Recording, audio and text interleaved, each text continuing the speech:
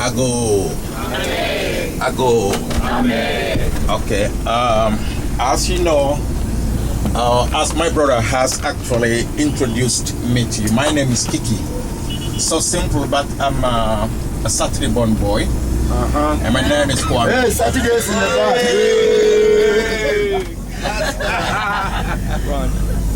And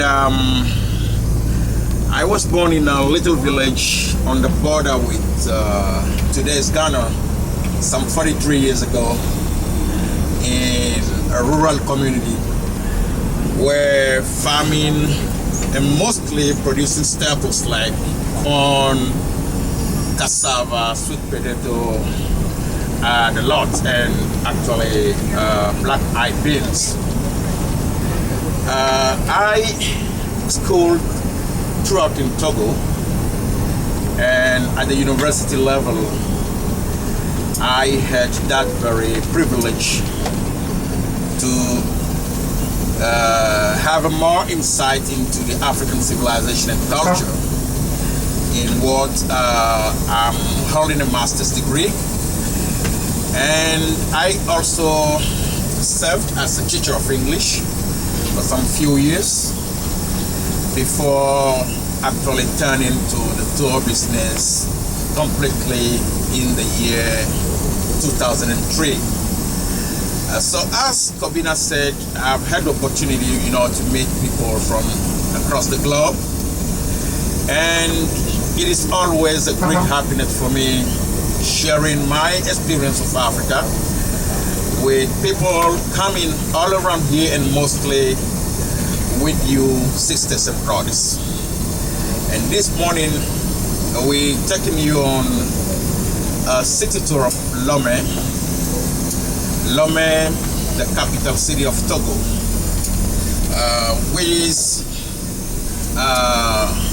of roughly 3 million inhabitants for a bit more than 7 million inhabitants for Togo as a country. So almost all West African countries, share, so to say, the same history. All that began in the aftermath of the official abolition of the Holocaust, the Atlantic slave trade, when Europeans turned to a new business, what they called exploring Africa. But they did not explore Africa, so to say. It is not just forests, wild animals, but people were really living in before they arrived. So it was during the famous Berlin Conference in 1884 that Europeans decided to tear Africa among themselves, and then Africa becoming almost like a coat, taking actually colors of various European powers. So around here in Togo, it started right in 1884. Some few months. Some few months after this very conference, when a German gentleman on his way to the Cameroons made a stop on the coast over here and noticed that no one European nation was occupying the land yet. So he decided to meet the chiefs and traditional rulers around here, with whom he signed a famous document called the Treaty of Protectorate, telling our ancestors that we're here to protect you against the invasion from one other Europeans. Ancestors, without noticing that by signing such a document, they were giving out the land into colonialism to Germany. So when they realized this, a lot of revolt and protests ensued around for roughly 18 good years before the Germans had been able to get established completely. And this would not be for long. in 1914 would be the outbreak of the First World War. And the Allied troops, I mean France, coming from east, where they got settled in what is today's Benin, that we'll be visiting tomorrow. And the British coming from the then Gold Coast, that today is Ghana, to the west. They attacked the German positions, and Togo would be the very first battlefield where the Germans would lose during World War I. So the land became naturally a game for the winners, and they split it into two. More than 30,000 square kilometers would be attached to the then Gold Coast, and the remainder would be confided to France by the League of Nations, and later on by the United Nations. That grew to become independent Togo on April 27, 1960. And 1960 really marked the independence of so many former French colonies in West Africa. And this would not be long, as a Greek African, like Wole Soyinka said, of Nigeria, said that Europeans left Africa during independence through the open doors. But unfortunately, few days later, they returned through the windows, and they stayed in the rooms with their puppets that have come to replace the Greek Africanists that we had in the name of Nyerere, the names of Nkrumah, Sylvanus Olympio, Sekou Touré, and so. And that was the beginning of a new era in the African history. That is neo-colonialism, coupled with a lot of military coups. And unfortunately, the very first one in independent Africa would be experienced in Togo in 1963, when President Sylvanus Olympio would be losing his life, because the gentleman was actually making plans towards actually having an independent currency from what I named CFA. CFA means Communauté Française d'Afrique, or Franc des Colonies Françaises d'Afrique. That is African colonies front. So it is a colonial legacy. So this gentleman would not survive. This is his dream, definitely. So the French, all together with their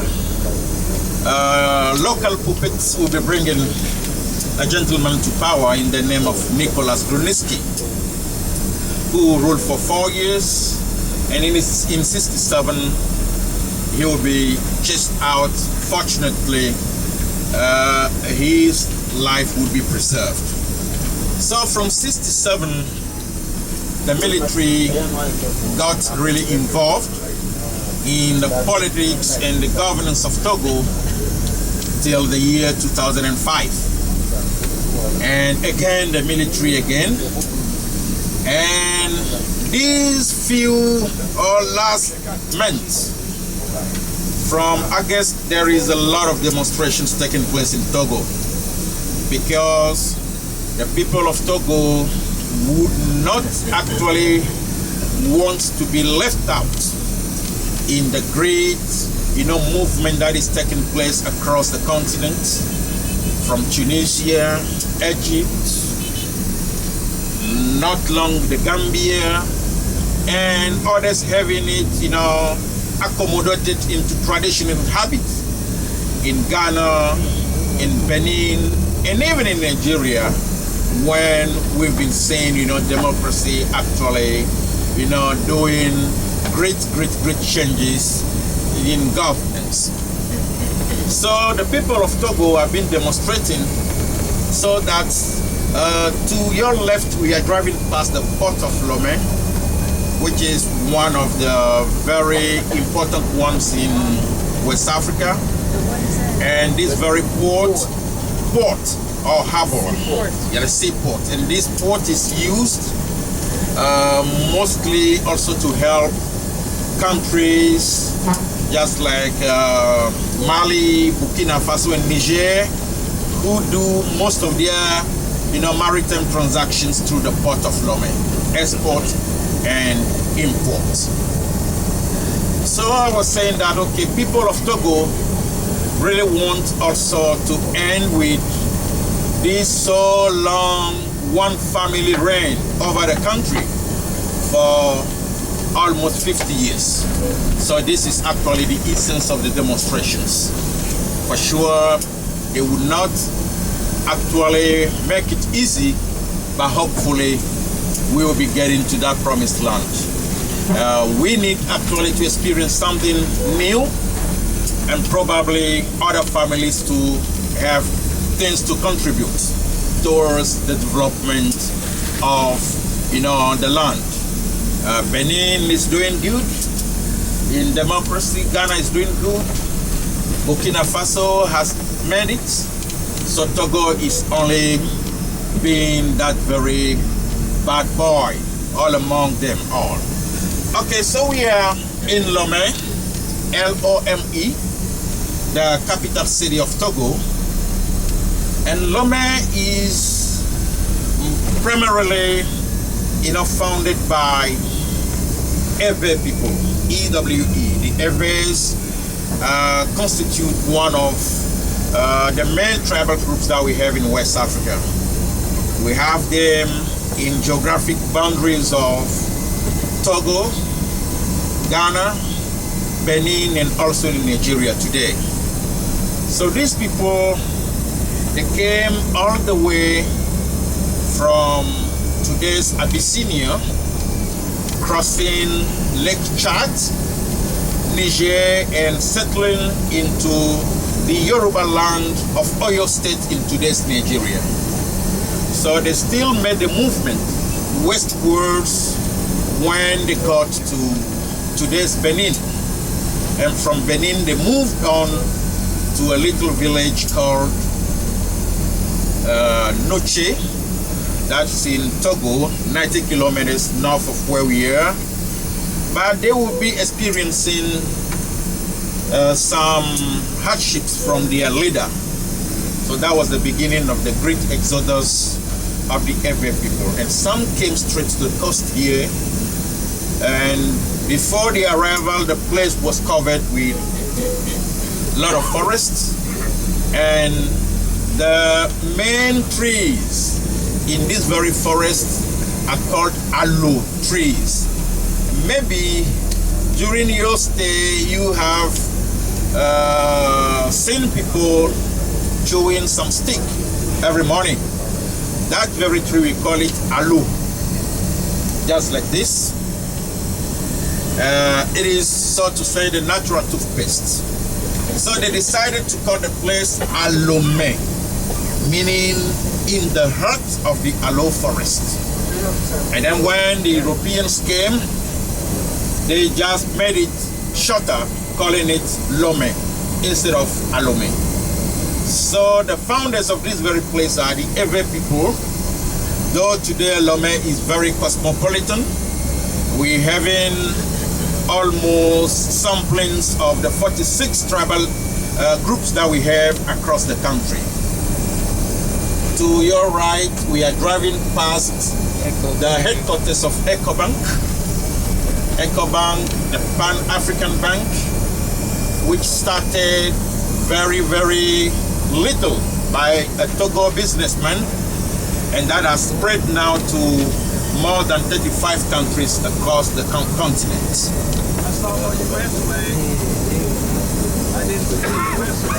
Now, it is in mostly in African countries, mostly.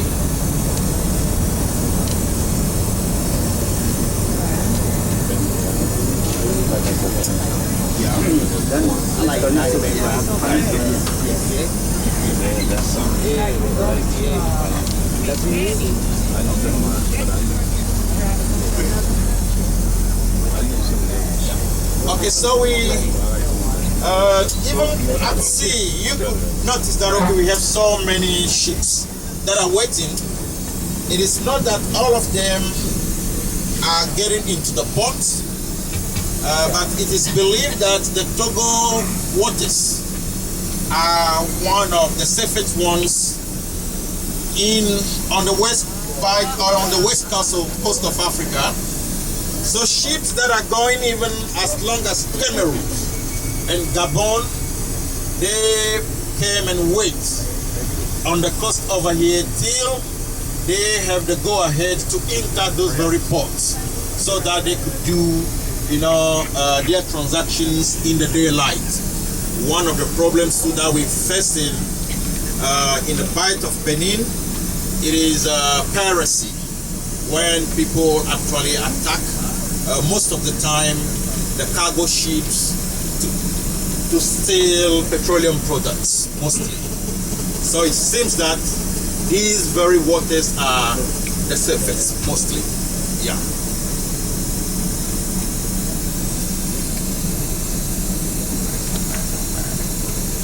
So the city tour of Lomé today is taking us to the Independence Square, where we're going to learn about the contribution of the ladies of Togo towards the achievement of this independence. We also go to the National Museum, as we wouldn't have the opportunity to visit the whole of the country, so that we at least have the opportunity to touch some of the realities, some of the civilizational riches of the country. We also be making it to the artisan village, where you could have the opportunity to see brothers and sisters creating craft works, and also we make it to Lomé Central Market. And which will be at the National Museum, I will make a money change account so that on board, after the visit of the museum, he could actually assist those that would be willing to exchange some money.